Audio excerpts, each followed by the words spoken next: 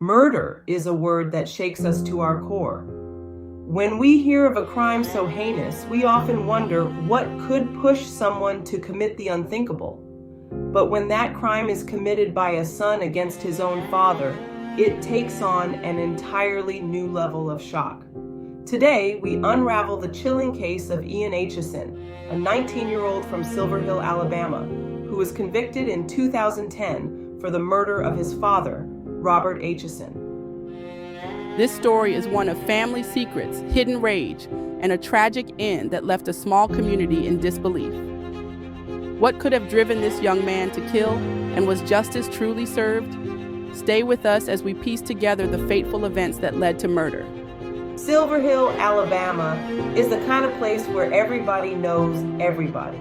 A picturesque town full of Southern charm, and among its residents were Robert and Ian Aitcheson, a father and son with what seemed to be an ordinary life.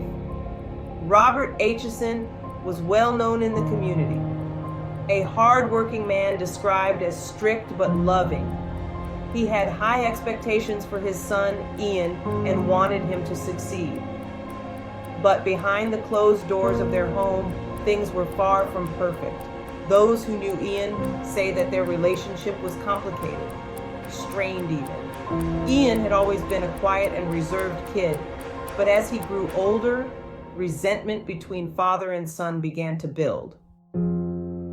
Growing up under Robert's roof wasn't easy. Friends and family recalled the tension that lingered between father and son. Robert had a short temper and ran a tight household, but was it tough love or something more sinister? Some say Ian felt suffocated, trapped under the weight of his father's expectations. Others say Robert was verbally and even physically abusive, though no official reports were ever filed. Whatever the truth may be, one thing was certain. Ian was growing angrier by the day, and on one fateful night that anger would reach its boiling point. It was January 2009, a quiet night in Silverhill. But inside the Aitcheson home, chaos erupted. Reports say Robert and Ian had a heated argument. The topic, no one knows for sure. Maybe it was the same fights they had always had. Ian's future, his behavior, or his father's control.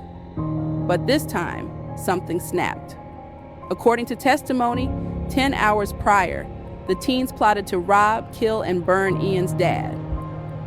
Wellick held a gun to the chest of Danny Weaver and asked, "Do you accept this mission?" Danny replied, "I accept the mission." Around 2 a.m., Aitcheson, Danny Weaver, Kashawn Betts, and Amber Darlene Jerkins drove to Robert Aitcheson's residence, parked a distance away, and the three males walked to the home. After Aitcheson, Weaver, and Betts entered the home, Betts put a plastic bag over the man's head. Ian Aitcheson grabbed a knife from the kitchen and handed it to Weaver, who stabbed the man in the right ribs, puncturing his liver. Some say it was premeditated, that he had been planning this moment. Others believe it was in the heat of passion. Either way, Robert Aitcheson never saw it coming. After stabbing Robert, Aitcheson and Weaver then slung gasoline around the home and ignited it. After the murder, Ian took $36, a pocket knife, and later went with his crew to his father's automobile shop in Gulf Shores, Alabama, and took cars.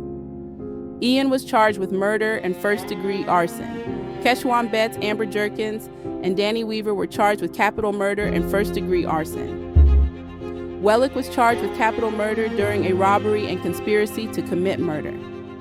At the time of their arrests, some of the teens lived at Cardinal Hills Mobile Home Park in Robertsdale, walked the streets at all hours like a gang, caused trouble, and called themselves the Skittles of Robtown. The gruesome crime shook Silverhill to its core. A father was dead, a son was in handcuffs, and a town was left asking why. Ian Aitcheson's trial began in Baldwin County Circuit Court, and the community watched with bated breath. The prosecution painted him as a cold-blooded killer, a son who had grown to hate his father so much that he took his life. The defense, however, argued that Ian had endured years of emotional and possibly physical abuse, that he was pushed to his breaking point. But was that enough to justify murder? During his trial, testimony revealed that the teen's father may have been ready to send the boy to jail for forging checks on his father's account. In March 2010, the jury delivered its verdict, guilty of murder. Ian, 19, was convicted of murder and first-degree arson and sentenced to life with possibility of parole.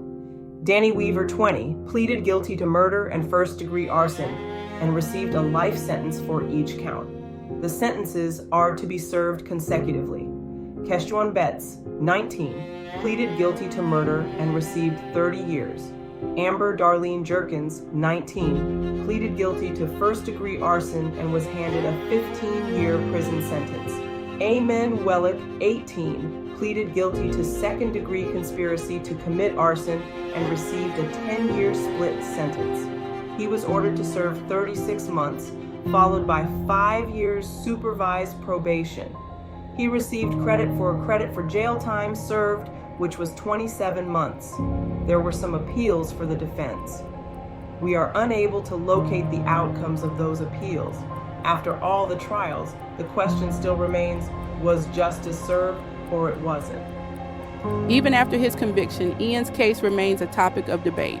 Was he a ruthless killer or a victim of a toxic and abusive household? Should he have gotten a lesser sentence? Family members remain divided. Some say Ian deserved what he got, while others believe there was more to the story than what was presented in court. And to this day, Ian sits behind bars, carrying the weight of a decision that changed everything. Murder is never simple.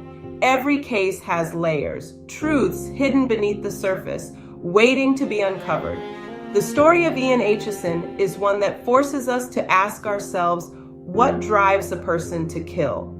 And how much of a role does our past play in shaping our future? What do you think? Was Ian and the Skittles of Robtown gang cold-blooded murderers, or they saw no other way out for a young man who was being abused? Let's discuss in the comments below.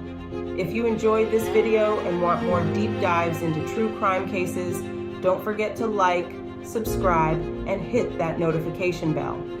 Drop your suggestions as well. Until next time, stay safe and stay curious.